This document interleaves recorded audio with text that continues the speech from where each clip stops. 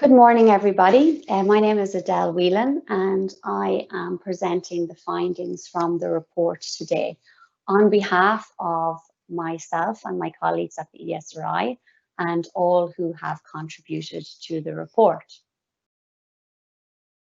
As an introduction, many of you know the SICAP program, the Social Inclusion and Community Activation Program.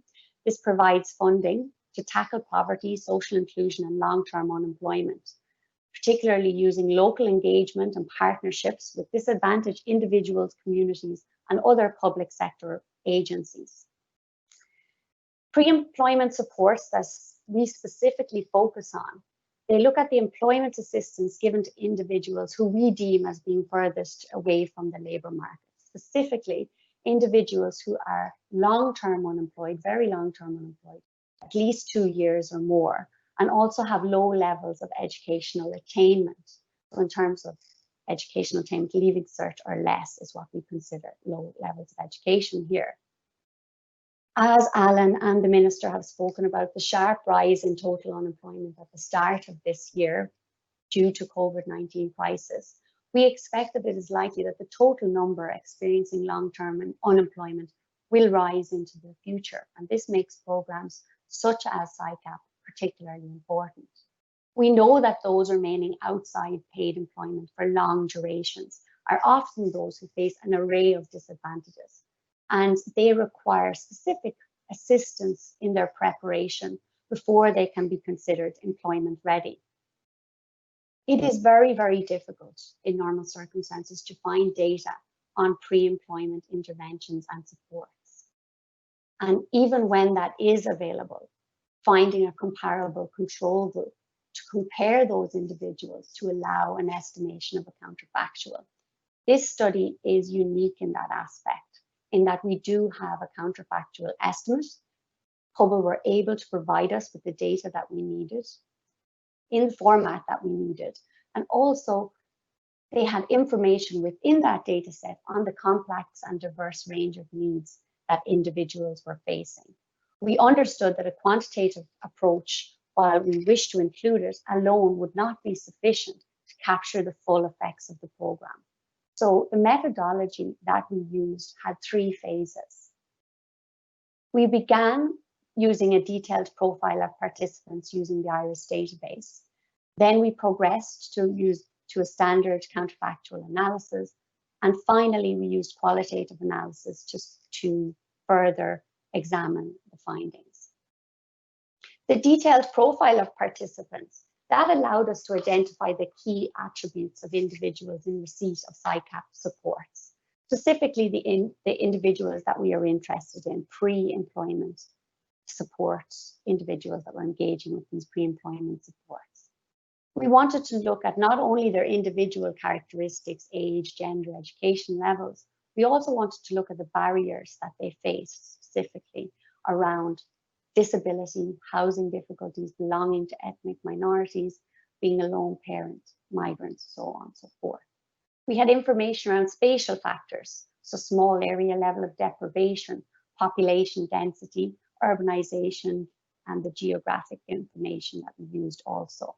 This part of the study helped to inform the other stages of the study. For the counterfactual analysis, there was a few separate pieces of information that we needed. We needed to identify a treatment group, as we refer to.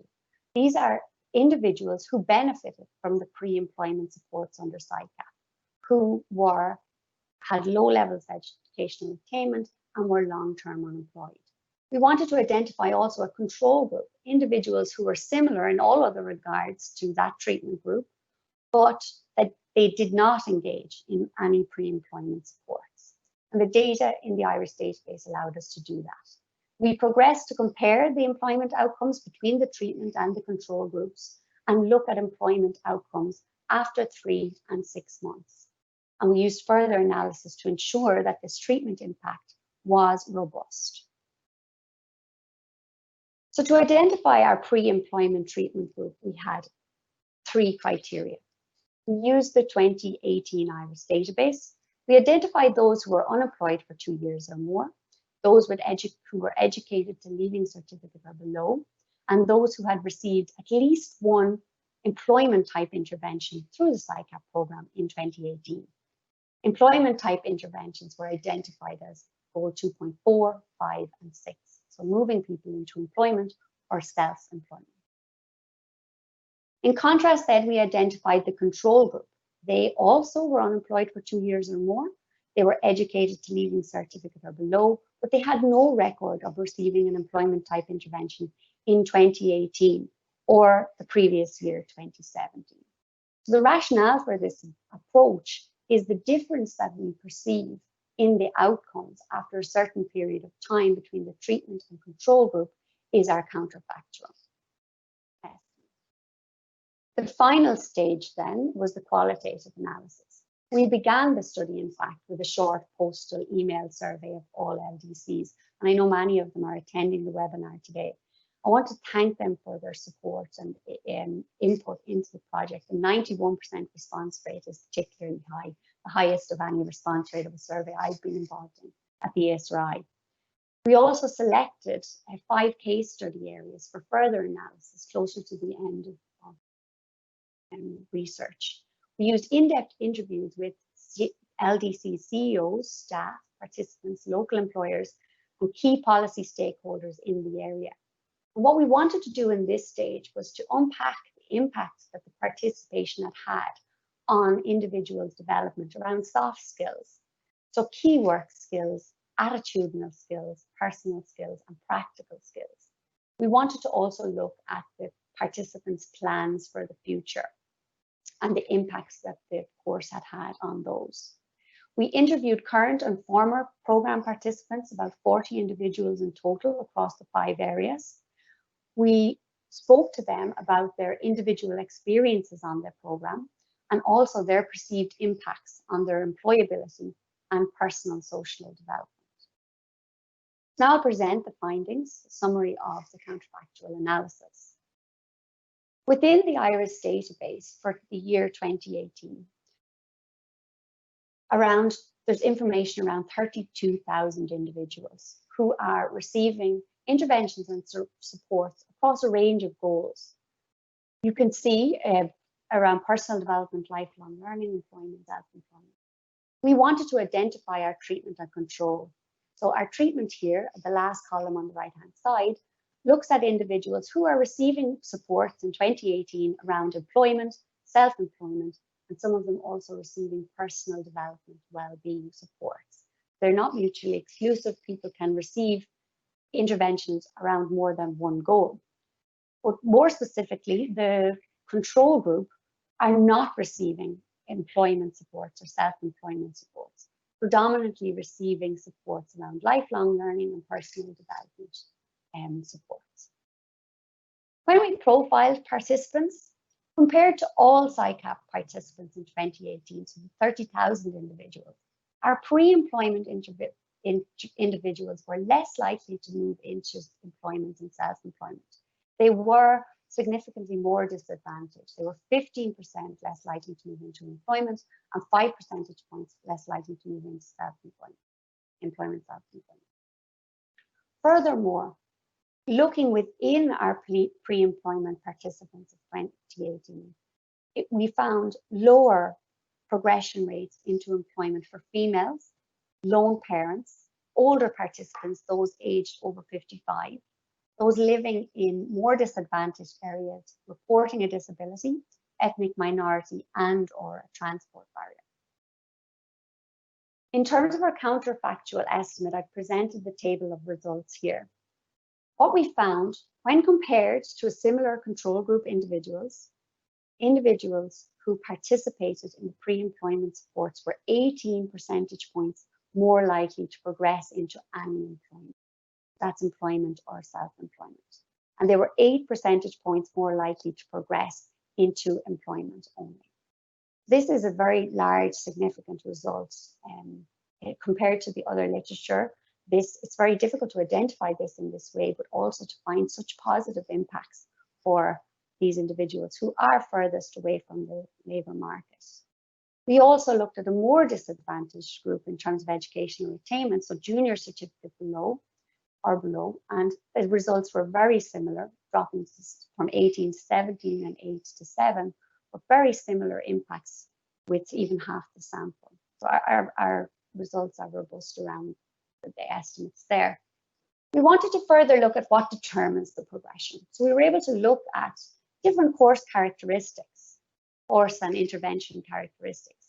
And what we found was the results were predominantly driven by one-to-one interventions rather than the group supports. The one-to-one supports offered by SICAP cover a range of tailored activities. So very much around mentoring, encouragement, job search assistance, CV preparation. Not only that, also facilitating and help around literacy, mental health, as simple as maybe assisting with making phone calls, filling out job applications, to allow individuals to overcome whatever barriers they face to employment or self-employment. Also, the numbers of employment interventions had a positive impact on employment and self-employment. There's almost a linear relationship between the number of sessions an individual had and their likelihood of progressing into employment. For example, one session, if an individual received one session, they were 6 percentage points more likely to move into employment. 2 sessions, 17%, 3 or more, 22%. We can see the impact of these one-to-one sessions quite clearly, and the impacts were larger when progression into self-employment was included. A couple of additional robustness checks that we had around the data analysis. One was we wanted to ensure that the treatment effects that we were finding were not driven by any particular LDC, and that was the case. We understood that government employment schemes appeared to play a role, but it was not entirely driven by that. So some individuals were receiving supports and moving into community employment and TUS. We excluded those individuals, and the positive impact dropped by 2%, but it still remained positive and significant. Furthermore, using information from the ESF requirements, we were able to analyze the effects 6 months after exiting SICAP. And we understand that this is short to medium term, but our results remained similar and of a similar magnitude after 6 months. So this was particularly encouraging. To review the qualitative results from the case studies, I'll begin with looking at the perceptions of LDCs, CEOs, staff, and the other stakeholders. They reported a growing complexity of need overall, multiple barriers experienced by the beneficiaries of the SICAP program. There was a significant variation in need, whether